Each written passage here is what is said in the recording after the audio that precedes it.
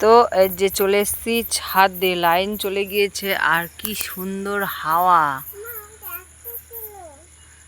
যাদের বাড়িতে ইনভার্টার রয়েছে তাদের বাড়িতেই জ্বলছে আলো, না হলে মানে যাদের বাড়িতে নাই সব কটা বাড়ি অন্ধকার। হ্যাঁ, আমি আর কুটুম চলে এসেছি ছাদে, না কুটুম?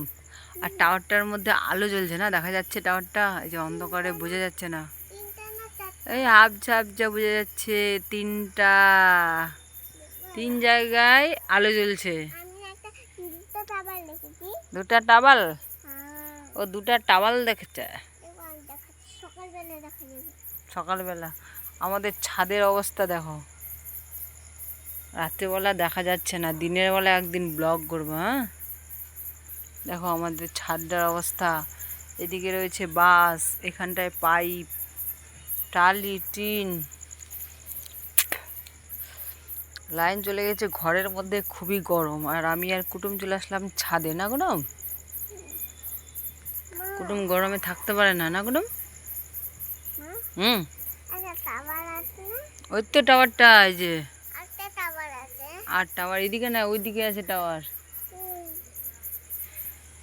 এরকম মানে গাছগুলোতে দেখা যাচ্ছে না যে পাতাগুলো কি সুন্দরভাবে নড়ছে, যে অন্ধকারে দেখা যাচ্ছে না। তুমি কি দেখাবা? টাওয়ার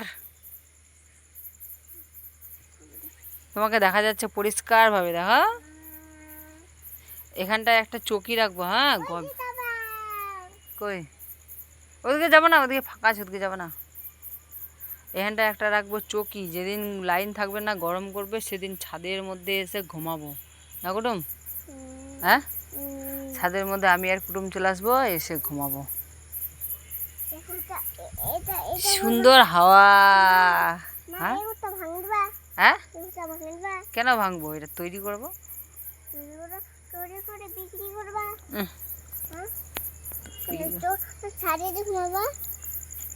এটা ঘেরে দেবো রে।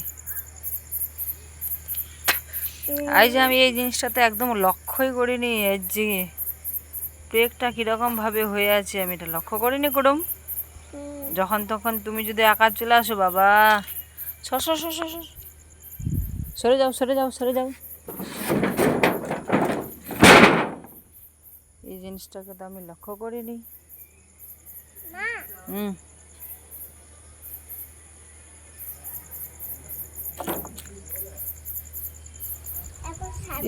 খুব সুন্দর হাওয়া আসছে।